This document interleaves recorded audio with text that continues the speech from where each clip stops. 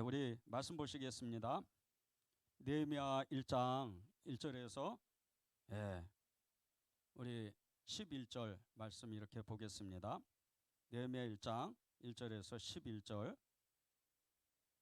저와 여러분이 이렇게 한 절씩 교독하면 좋겠습니다.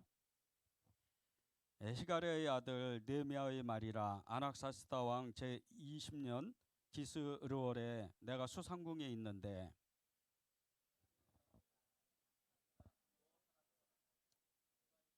이르러 내가 그 사로잡힘을 면하고 남아있는 유다와 예루살렘 편을 물은즉 그들이 내게 이르되 사로잡힘을 면하고 남아있는 자들이 그 지방 거기에서 큰 환난을 당하고 능욕을 받으며 예루살렘 성은 허물어지고 성문들은 불탔다 하는지라. 또한 슬퍼하며 하늘의 하나님 앞에 금식하며 기도하여 이르되 하나님의 하나님 여호와 크고 두려우신 하나님이여 주를 사랑하고 주의 계명을 지키는 자에게 언약을 지키시며 긍휼을 베푸시는 주여 간구하나이다. 이스라엘 자손들을 주야로 기도하오며 우리 이스라엘 자손이 주께 범죄한 자들을 잡아가오니 주는 귀를 기울이시며 눈을 여시사 종의 기도를 들으시옵소서. 나와 내 아버지의 집에 범죄하여 주를 향하여 크게 악을 행하여 주께서 주의 종 모세에게 명령하신 계명과 율례와 규례를 지키지 아니하였나이다. 저게 주께서 주의 종 모세에게 명령하여 이르시되 만일 너희가 범죄하면 내가 너희를 여러 나라 가운데에 흩을 것이요 만일 내게로 돌아와 내 계명을 지켜 행하면 너희 쫓긴 자가 하늘 끝에 있을지라도 내가 거기서부터 그들을 모아 내 이름을 두려고 택한 곳에 돌아오게 하리라 하신 말씀을 이제 청하건대 기억하옵소서. 일어나 그가 강한 손으로 구속하인 주의 종들여 주의 백성이니이다. 함께 읽겠습니다. 주여 구하오니 주를 기울이사 종의 기도와 주의 이름을 경외하기를 기뻐하는 종들의 기도를 들으시고 오늘 종이 형통하여 이 사람들 앞에서 은혜를 입게 하옵소서 하였나니 그때 내가 왕의 술관원이 되었느니라. 아멘. 하나님의 말씀입니다. 오늘 하나님이 기도의 두 번째 날에 기도 제목을 주시는 것은 기도하는 사람이 되라는 겁니다. 기도하는 사람이 되라. 여러분 중에는 기도를 끝이지 않고 끊임없이 기도하는 분들이 계실 겁니다. 정말 그런 분들은 더욱 기도하시고 이제 기도를 하다가 기도하지 못하고 정말 삶의 그 어려움 공고함 때문에 삶의 그 너무나 그 고통 때문에 기도하지 못하는 분들은 다시 한번 힘을 내서 기도하기를 결단하면 좋겠습니다. 끊임없이 우리가 기도해야 되는 이유, 우리가 기도자가 되어야 되는 이유는 우리는 기도하는 사람으로 하나님이 부르셨기 때문입니다. 기도는 영적 호흡이라고 그랬는데 이 영적 호흡이 정말 한순간에라도 끊어지는 그 순간 우리가 육신은 살아있는 것 같은데 우리의 영혼은 그때부터 죽는 겁니다. 우리가 깨어서 항상 깨어 있어서 주님을 기다리고 그 주님을 고백하고 다시 오실 그 주님을 우리가 말할 수도 없는 정말 그 주님의 깊은 사랑 가운데 나아갈 수 있는 것은 기도밖에 없습니다. 말씀이 있고 그 말씀을 너무 잘 아는 사람, 믿음이 좋은 사람, 그리고 헌신을 많이 하는 사람, 봉사를 많이 하는 사람도 위험의 순간이 닥쳐오고 인생의 고난이 찾아오면 그 어느 순간에 계속해서 쓰러지고 넘어지고 정말 힘을 낼 수가 없는 겁니다. 기도하는 사람은 그 영적인 힘을 가지고 있기 때문에 끊임없이 기도하는 사람이 되고 그리고 그 기도하는 힘으로 인해서 하나님의 음성을 듣고 주의 성령이 그 사람에게 부어져서 그 성령의 놀라운 역사, 그 성령의 불같은 그 은혜로 인해서 어떠한 일을 만나도 쓰러지지 아니하고 어떠한 일을 만나도 넘어지지 않는 그런 사람이 되는 겁니다. 이런 사람이 하나님과 깊이 교제하는 사람이요, 하나님을 아는 사람이요, 하나님을 만난 사람이라고 말할 수가 있는 겁니다. 성경에는 많은 기도자들의 그 기도의 유형들이 나오는데 그 중에서도 가장 강력한 기도가 여러분이 잘 아시는 마가다락방의 기도입니다. 한 사람도 아니고 두 사람도 아니고 120명의 사람들이 모여서 정말 오로지 기도하는 그 기도 때문에 엄청난 성령의 역사가 일어났고, 그 이후로 온 세상 가운데 예수 그리스도의 복음이 전해진 겁니다. 한 사람으로는 너무나도 연약한 사람인데, 한 사람으로는 믿음으로 쓸 수도 없고, 삶의 고난이 닥쳐오면 계속 넘어지고 쓰러지는 그런 가운데도 120명의 사람들이 모이니까 그 한 사람이 쓰러질 때마다, 그 한 사람이 넘어질 때마다 다른 사람이 그 사람을 붙잡고 다른 사람이 그 사람을 위해서 기도해 주는 이 힘으로 인해서 마가다락방의 기도에 어마어마한 그 엄청난 기도에 힘이 나타난 겁니다. 여러분이 잘 아시는 것처럼, 성경을 읽으시는 것처럼, 이 마가다락방의 기도는 성령의 불이 정말 이루 말할 수 없이 부어졌습니다. 이 불이 얼마나 강한지, 각 사람 그 머리 위에 불이 혀처럼 갈라지는 것처럼 정말 그 감당하지 못하는 그런 성령의 역사가 임한 거죠. 이 120명의 기도, 이 마가다락방의 기도를 가만히 보세요. 그 성경 속으로, 그 마가다락방 안으로 들어가 보면 그 좁은 다락방에서 120명이 다닥다닥 붙어가지고 오로지 기도할 때, 며칠을 주님의 말씀을, 언약의 말씀을 붙잡고 기도하게 될 때, 거의 모든 사람들은 온몸이 땀으로 다 젖었을 겁니다. 오로지 기도함으로 인해서 이 사람이, 옆에 있는 사람이 기도하지 못하면 그 옆에 있는 사람이 그 사람을 위해서 기도해 줄 때 서로 뜨거운 그 마음이 생기고 다시 하나님 앞에 붙잡고 기도하고, 그렇게 기도하는 그 며칠 동안에 모든 사람이 이미 성령이 임하기 전에 마음이 뜨거워지는 겁니다.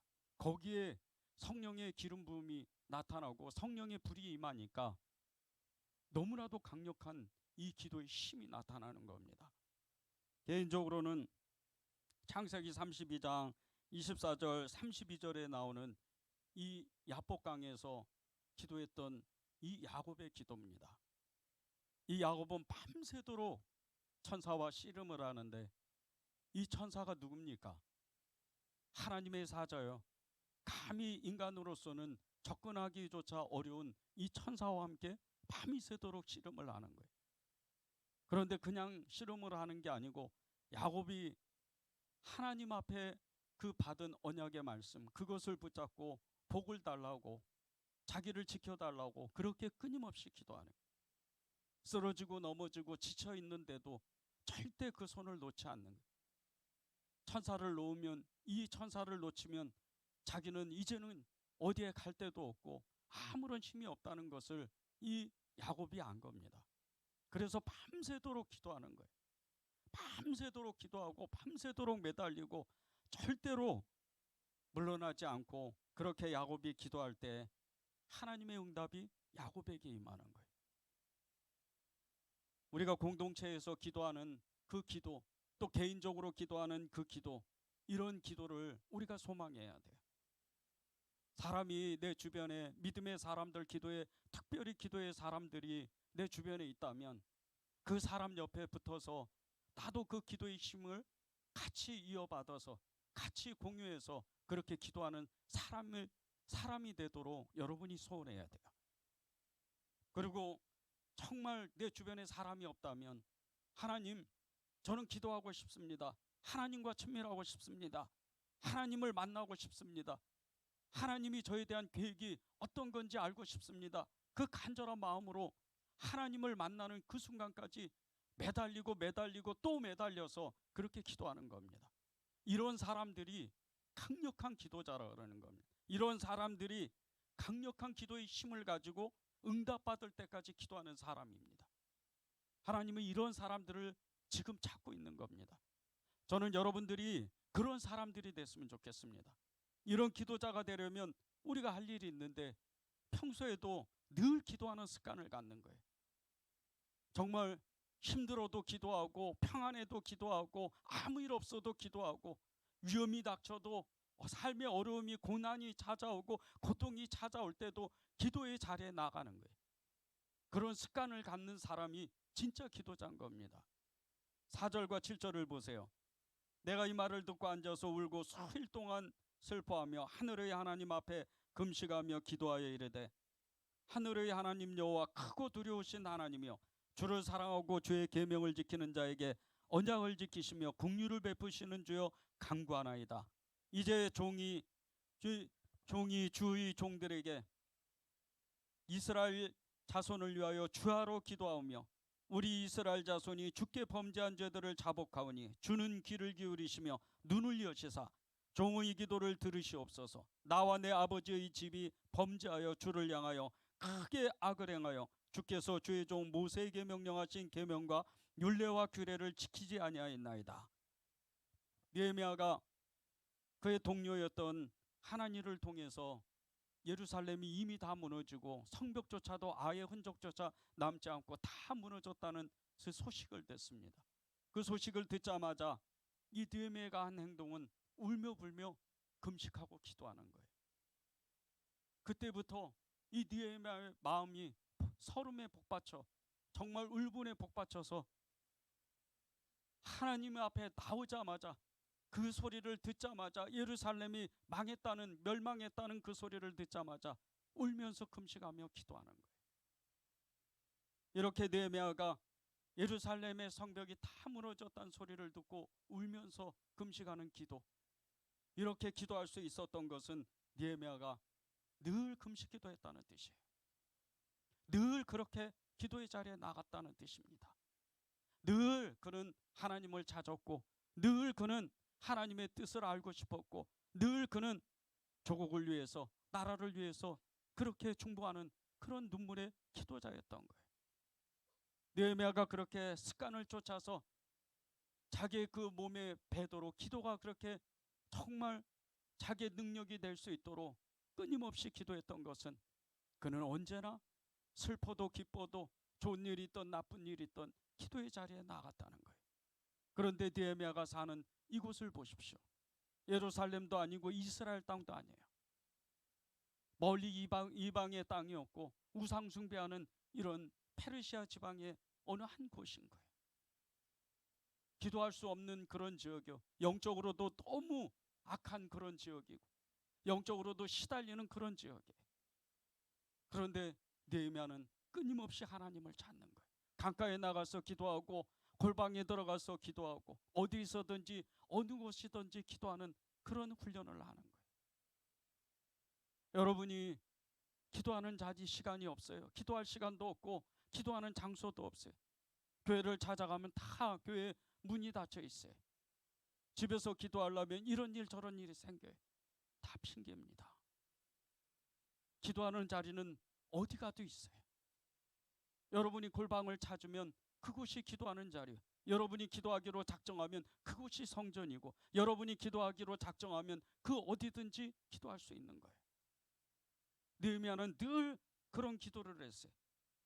느헤미야가 그렇게 기도하니까 하나님이 그에게 역사를 만들어내는 거예요. 이 느헤미야의 금식 기도는 하나님의 놀라운 능력을 나타내요. 유대인들이 축복받는 이유를 아십니까? 유대인들은요, 늘 경건한 생활을 추구했던 그런 민족이에요. 그래서 그들은 늘 기도했고 금식했고 구제하는 생활을 했어요. 그래서 이 유대인들이 축복을 받는 거예요. 비록 하나님의 뜻에, 하나님의 말씀에 벗어나서 우상 숭배해서 나라는 망했지만, 그들은 나라가 망하기 전에, 세상 가운데 예루살렘이 사라지기 그 전에 그들은 늘 하나님의 말씀 앞에, 하나님의 뜻에 그렇게 자신의 삶을 맞추려고 애를 썼어요. 그렇게 경건 생활을 했던 이 이스라엘 사람들이, 이 유대인들이 그렇게 복을 받는 거예요.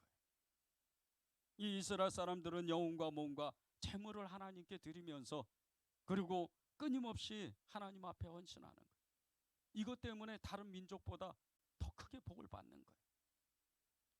여러분들이 기도 생활을 시작하고 기도를 이제 작정하는 그 순간서부터 하나님은 여러분을 주목합니다. 왜? 그것은 여러분들이 이제 경건하게 살기를 결단했다는 뜻이기 때문에, 그 경건 때문에, 그 경건 생활 때문에 하나님은 여러분에게 기도의 기름 부음을 부으시는 거예요. 이사야 58장 6절에서 9절을 제가 세 번역으로 읽겠습니다. 내가 기뻐하는 금식은 부당한 결박을 풀어주는 것, 멍에의 줄을 끌어주는 것, 압제받는 사람을 놓아주는 것, 모든 멍에를 꺾어버리는 것, 바로 이것들이 아니냐. 또한 굶주린 사람에게 너희 먹을 거리를 나눠주는 것, 떠도는 불쌍한 사람들이 집에 맞아들이는 것이 아니겠느냐. 헐벗은 사람을 보았을 때 그에게 옷을 입혀주는 것, 너의 고륙을 피하여 숨지 아니하는 것이 아니겠느냐. 그리하면 내 빛이 새벽의 쌀같이 비칠 것이며 내 상처가 빨리 나올 것이다. 내 의를 드러내실 분이 내 앞에 가실 것이며 주님의 영광이 내 뒤에서 호위할 것이다. 그때 내가 주님을 부르며 주님께서 응답하실 것이다. 내가 부르짖을 때에 주님께서 내가 여기 있다 하고 말씀하실 것이다. 이 느헤미야의 금식기도, 이 기도의 그 능력이 이렇게 나타나는 거예요. 그가 경건하기로, 늘 경건한 삶을 훈련하고 경건하기로 그렇게 작정을 했을 때, 그때부터 하나님이 그에게 기도를, 그 기름 부음을 부으시고 기도의 영을 부으시는 거예요. 여러분들이 왜 금식 기도를 해야 되는 줄 아세요? 단순히 곡기를 끊고 먹지 않고 그게 금식 기도가 아니에요. 여러분의 마음을 겸손하게 갖는 거예요. 하나님이 위대하신과 거룩하시다는 것을 알고 그분 앞에 나가서 여러분의 마음을 쏟는 게 금식 기도예요. 이것이 습관이 되고 이것이 이 경건의 훈련이 하나님 앞에 온전해지면 우리도 모르는 사이에 늘 기도의 자리에 가 있어요. 금식은 평생토록 하라는 게 아니에요. 금식을 여러분이 달마다 하라고 하는 게 아닙니다. 하나님 앞에 금식한다는 것은 내 마음을 꺾는 거예요. 내 무릎을 꺾고 하나님 앞에 나가서 정말 그 주님의 뜻에 맞게끔 내가 살기로 결단하는 행동이에요. 그것을 하나님이 기뻐 받으시는 거예요. 이 경건했던 느헤미야가 그렇게 금식 기도해서 기도 응답을 받은 그 힘을 보세요. 느헤미야가 이렇게 강력한 금식 기도에 그 응답을 받았던 것은 나중에 예루살렘 성벽을 쌓으면서 나타나요. BC 586년에 바벨론 군대에 의해서 파괴된 이 예루살렘 성벽이 140년이 지난 BC 445년에 느헤미야에 의해서 단 52일 만에 이 성벽이 다시 재건되는 거예요. 여러분들이 52일이라는 숫자를 쉽게 보면 안 돼요.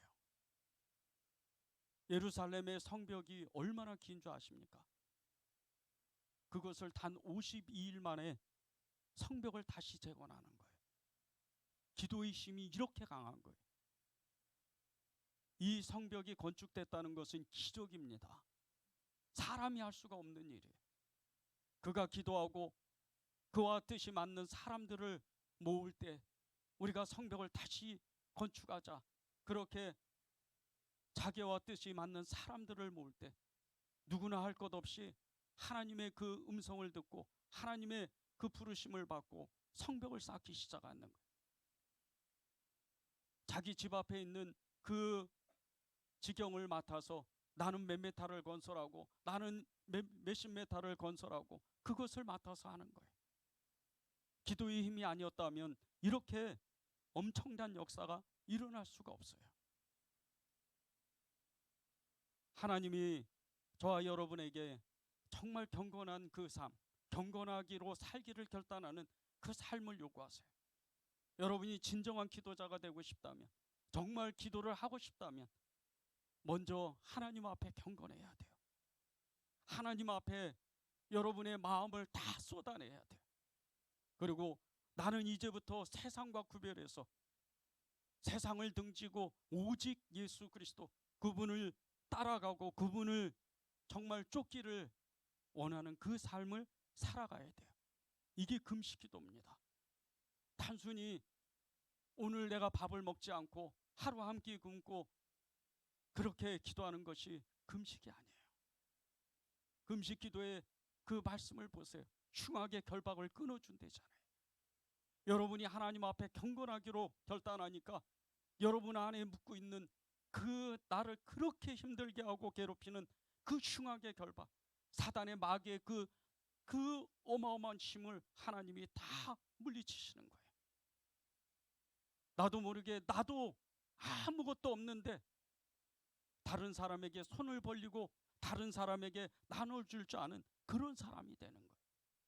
그리고 기도하면 하나님이 즉각적으로 내가 너 옆에 있다 응답하시는 거예요. 오늘 기도회를 시작하기 전에 너무 분주했어요.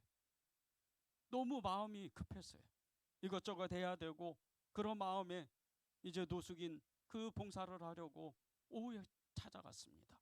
이 기도회를 위해서 저녁에 노숙인 봉사를 해야 되는데 오늘 이제 이 기도회 때문에 약속을 미리 잡았어요.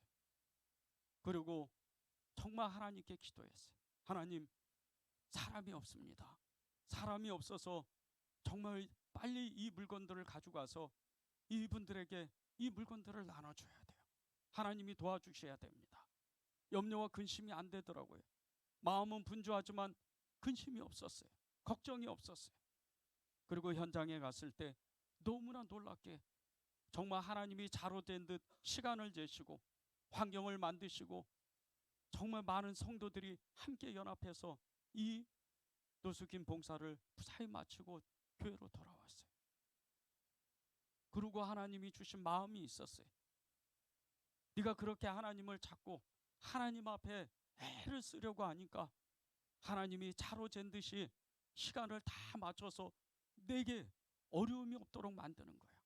그런 마음을 주시는 거예요.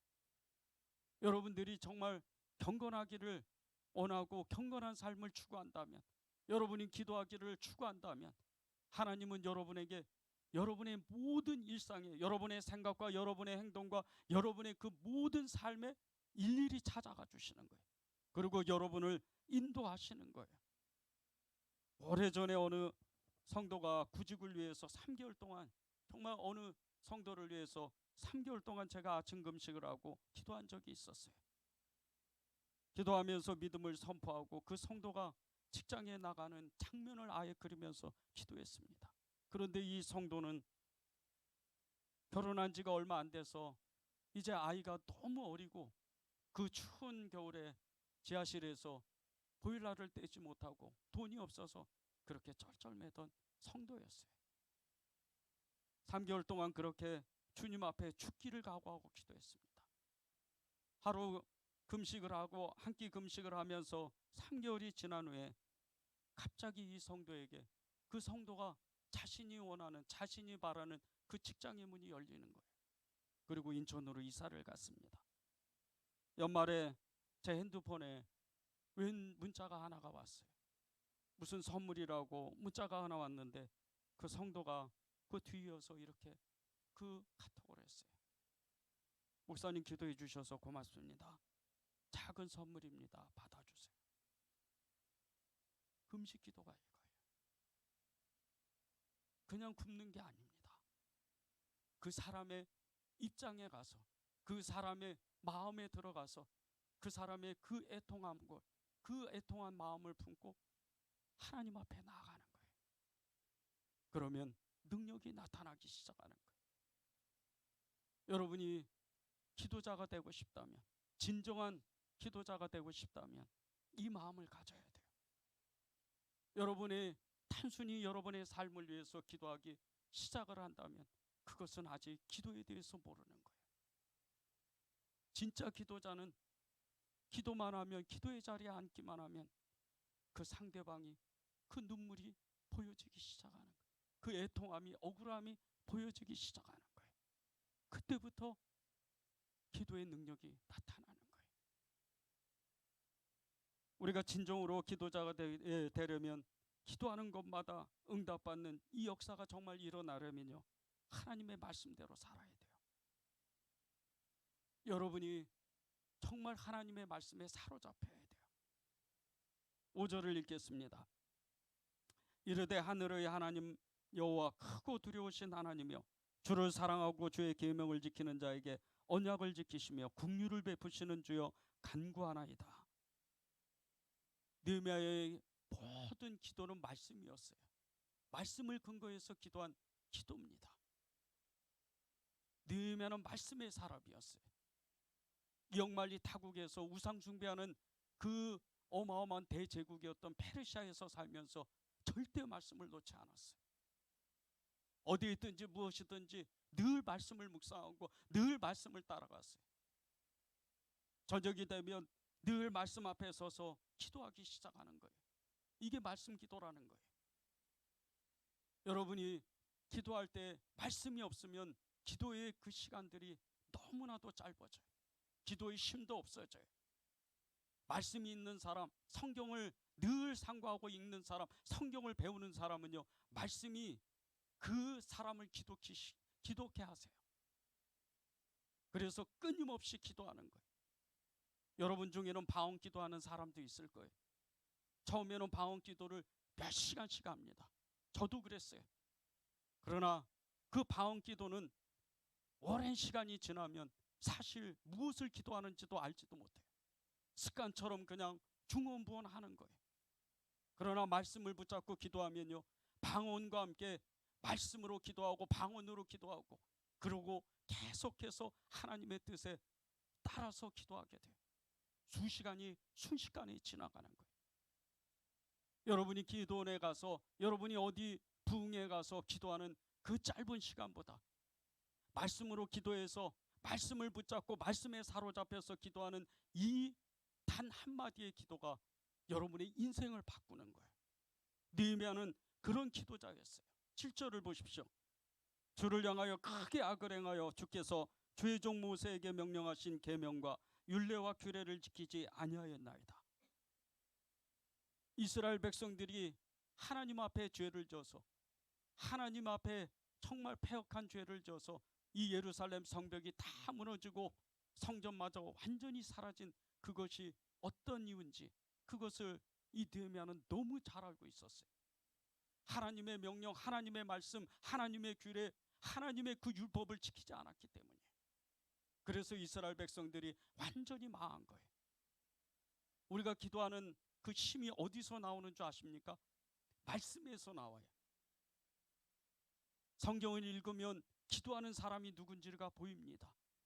기도의 유형이 보이고 기도의 힘이 어떤 건지 그것을 금방 아는 거예요.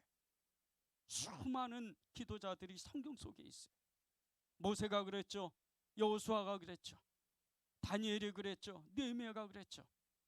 다윗이 그랬죠. 수많은 기도자들이 그 성경 속에 숨어 있는 거예요. 그 성경 속에서 그 수많은 기도자들이 우리에게 말을 걸어오는 거예요. 그리고 이렇게 기도하십시오. 그것을 알려주는 거예요. 늘 말씀 앞에 서서 여러분이 성경을 읽으십시오. 성경을 배우셔야 돼요. 그리고 성경을 붙잡아야 돼요. 성경이 여러분을 사로잡도록 만들어야 돼요. 예수님을 믿고 일평생토록 성경을 한 번도 못 본 사람도 많아요. 장로의 직분을 가지고 권사의 직분을 가지고도 성경을 1년에 한 번도 못 본 사람도 많아요. 그건 믿음이 아니에요. 불순종입니다. 우리는 말씀을 붙잡고 말씀을 따라가는 사람이에요. 말씀이 육신되어 오신 예수 그리스도, 그분이 우리가 믿는 하나님이기 때문이에요. 우리가 고백하는 그분은 말씀의 하나님이셨어요. 그래서 우리가 그분을 따라가는 거예요. 성경을 읽지 않는 사람, 성경을 외면하는 사람, 성경을 등한시하는 사람, 이 사람은 믿음의 사람이 아니에요. 기도할 수도 없어요. 여러분이 성경을 정말 붙잡고 기도하기를 바랍니다. 하나님께서 여러분을 통해서 하나님의 역사를 만들고 싶은데, 진정한 기도자는 말씀을 생명처럼 여기는 사람이에요. 그래서 늘 성경 속에 그 파고 들어가고 또 성경 속으로 들어가고 성경을 아예 붙들고 사는 사람이 되는 거예요. 정말 기도하는 사람, 정말 다른 사람을 위해서 어마어마한 기도를 나타내는 이 중보 기도자들의 대부분의 유형은요, 그 옆에 보면 성경이 있어요. 성경이 얼마나 성경을 많이 읽었는지 닳고 닳아서 성경이 아예 그냥 다 찢어질 정도로 그렇게 성경을 많이 읽어요. 그러다 보니까 기도의 역사가 불같이 일어나는 거예요. 느헤미야가 그랬던 사람이에요. 느헤미야는 자신의 조상적부터 내려오는 이 전통, 늘 말씀에 상고하고 말씀을 붙잡고 말씀을 배우고 그렇게 말씀을 배운 사람이에요. 20세기 초에 영국의 유명한 부흥사의 치유 사역자였던 스미스 위글스 워스라는 사람이 있어요. 이 스미스는 하나님의 큰 신유의 종이었어요. 그가 기도하면 정말 죽은 자도 일어나는 놀라운 기적을 나타냈어요. 기독교 역사에는요, 이 스미스가 죽은 자를 14명이나 살렸다는 그런 전설이 있어요. 그것이 맞고 안 맞고가 문제가 아니에요. 그만큼 이 사람이 하나님의 손에 붙들렸다는 거예요. 그런데 이 스미스는 가난한 이 집안의 출신이었어요. 어릴 때부터 너무 가난해서 배우지 못하고 말도 억눌하게 하고 직업도 당시에는 너무 천한 직업이었던 배강공이었어요. 그런 그가 48살 때 성령 충만을 받아요. 48살 때 성령 충만을 받습니다. 그리고 엄청난 신유의 종이 되는 거예요. 이 스미스 위글스워스가 정말 이렇게 된 이유가 있습니다. 그는 어렸을 때부터 공부하지 못해서 글을 읽지 못했지만 그의 아내를 통해서 떠듬떠듬 글을 배우기 시작해요. 그리고 그가 제일 먼저 한 일, 글씨를 알고 나서 읽기를 시작하면서부터 제일 먼저 한 일이 성경을 읽었어요. 그리고 그는 평생토록 성경에 사로잡힙니다. 그가 읽은 성경이 얼마나 성경을 많이 읽었는지, 그가 너무나 성경을 많이 읽어서 그 입에서 나오는 모든 이야기는 성경 이야기였어요. 늘 성경에 이런 역사가 있었습니다. 이런 사람들이 있었습니다. 하나님은 이렇게 말씀하셨습니다. 한번 성경 이야기가 나오면 그칠 줄 모르는 그런 사람이 된 거예요. 그런 성경의 사람이었던 이 스미스 위글스 워스, 이 사람이 하나님의 말씀을 그대로 믿으니까 믿는 그대로 나타나는 거예요. 기도하면 낫는다.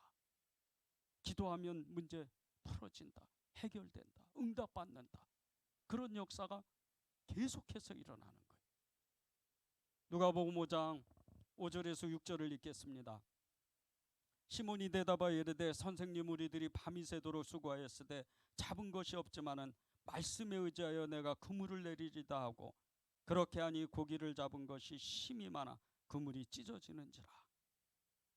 예수님이 말씀하셨을 때 베드로는 반신반의하면서 그 말씀에 순종을 했어요.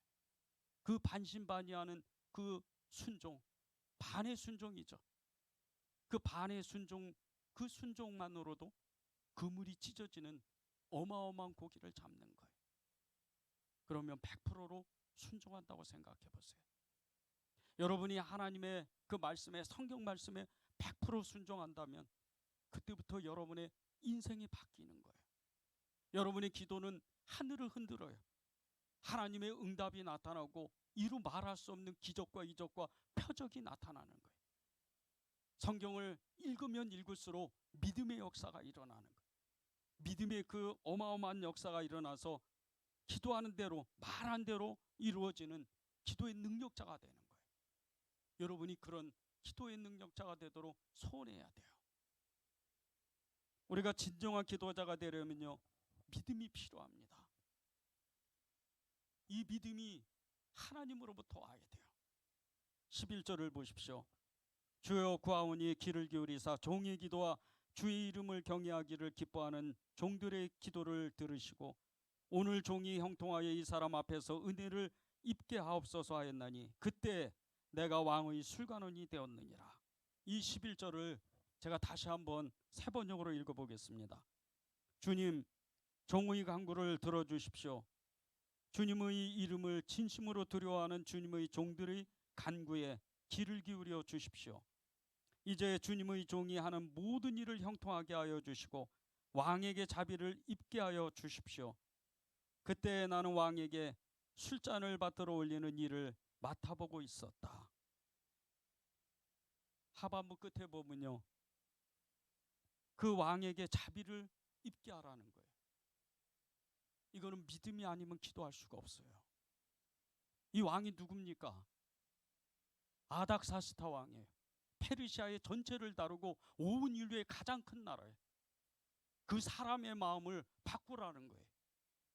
이 기도를 어떻게 하겠어요? 믿음이 아니면 할 수가 없어요. 말 잘못하면 그 자리에서 죽습니다. 그런데 그 자리에 이 왕만 있는 게 아니에요.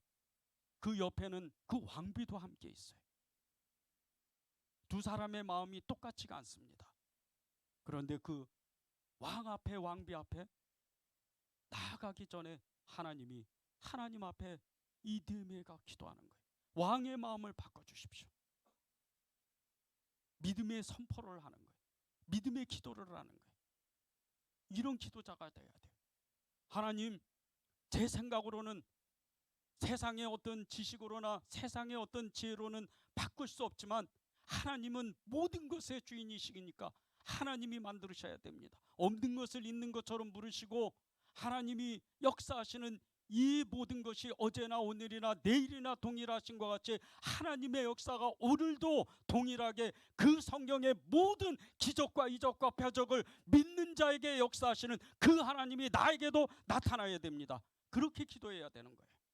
이게 믿음이에요. 여러분의 기도가 왜 능력이 나타나지 않는 줄 아십니까? 믿음이 없어서 그러는 거예요. 믿음을 써야 돼요.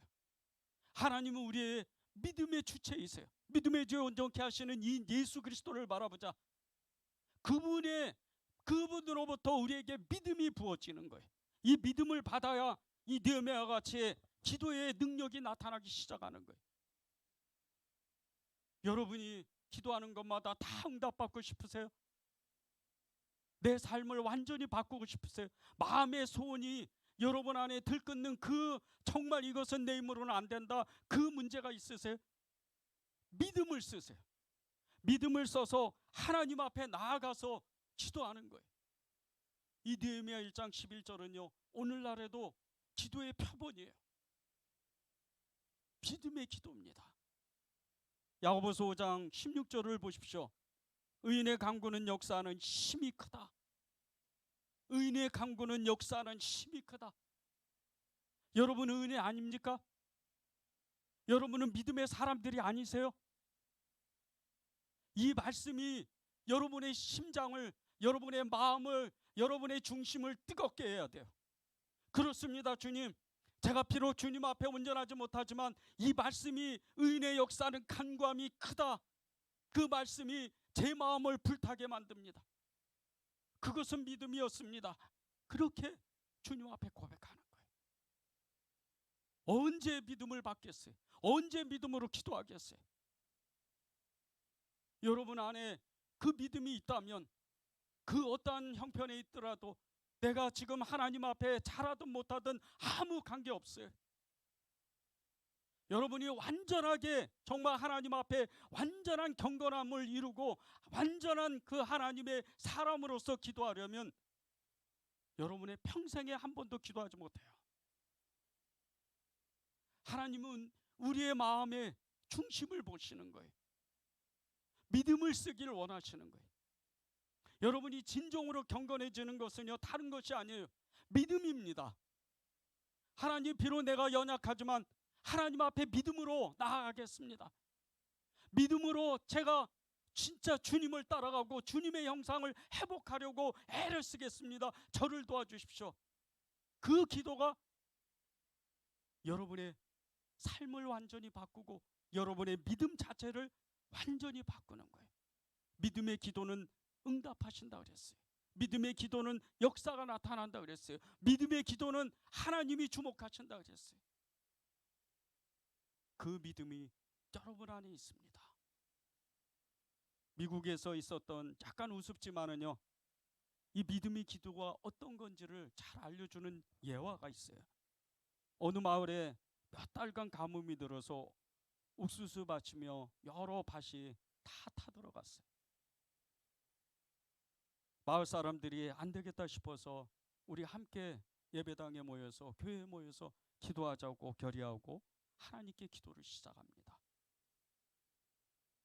그래서 모든 마을 사람들이 교회에 모여서 함께 기도하는데, 교인들이 밤이 늦도록, 정말 거의 밤새도록 그렇게 하나님 앞에 기도를 이렇게 드렸어요. 하나님, 이 땅에 비를 주십시오. 저희가 다 죽겠습니다. 그렇게 정말 밤이 맞도록 기도를 하는 거예요. 그리고 놀랍게도 이 마을 사람들의 기도를 하나님이 받으셨어요. 비가 내리기 시작하는 거예요. 이 기도의 응답으로 비가 쏟아지기 시작하는데, 처음에는 아주 작은 비가 내리다 점점 이 빗줄기가 굵어지기 시작하는 거예요. 나중에는 장대비가 내리는 거예요. 비가 오다 못해 너무 비가 많이 오는 거예요. 그 비 오는 모습을 보면서 마을 사람들은 너무 기뻤어요.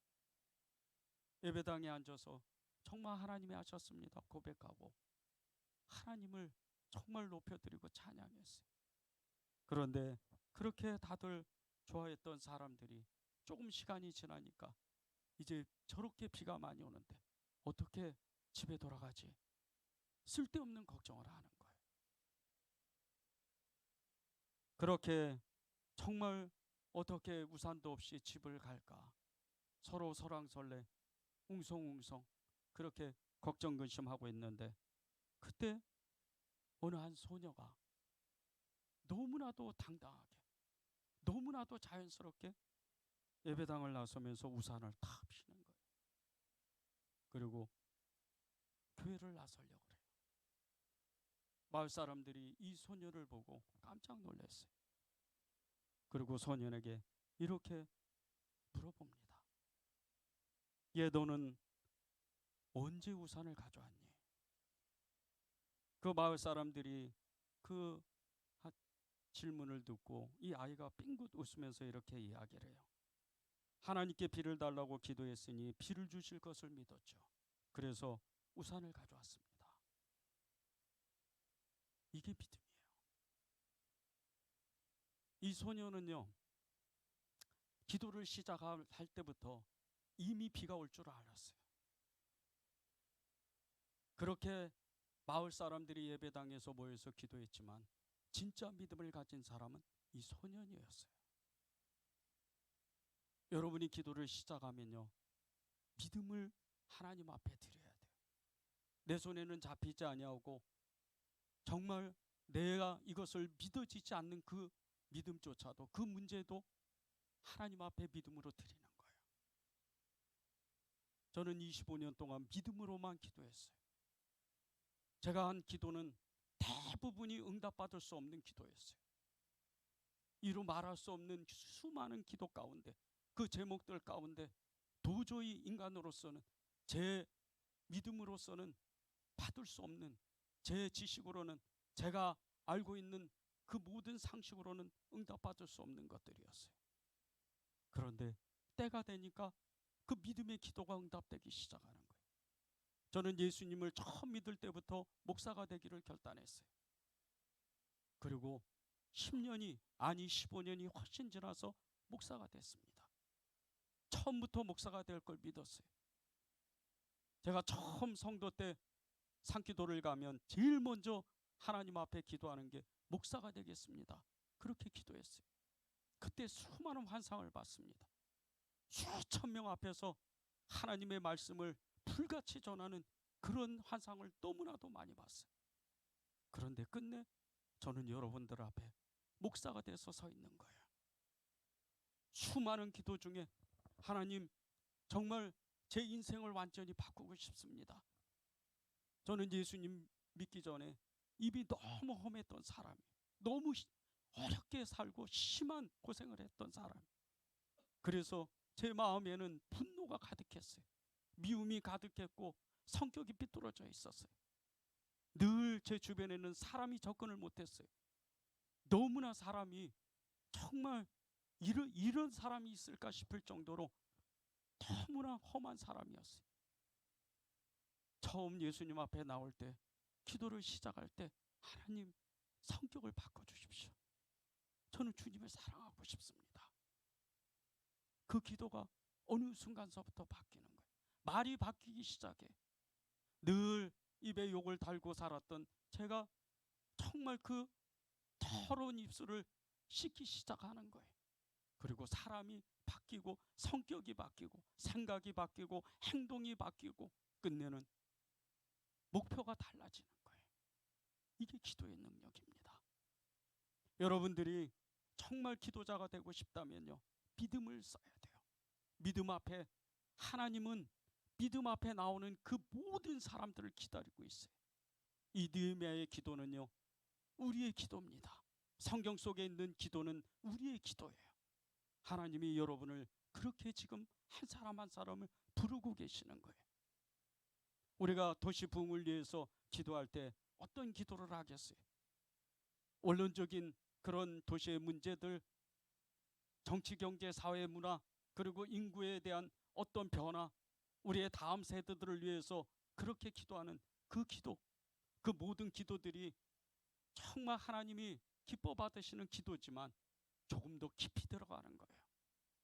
조금 더 깊이 들어가서 주님이 진짜 원하시는 그 기도를 하는 거예요. 여러분이 이 도시를 정말 기도하기 시작하면요, 그 90만 명이 넘는 이 성남 사람들, 특별히 300개 교회가 넘는 이 성남에 있는 이 교회들을 향해서 여러분이 하나님의 마음을 품게 돼요. 그러면 여러분이 끊임없이 눈물이 납니다. 끊임없이 아파요. 끊임없이 애통해지는 거예요. 그것이 진정한 기도자인 거예요. 눈물의 기도자였던 이 예레미야를 보세요. 나라가 다 망해가요.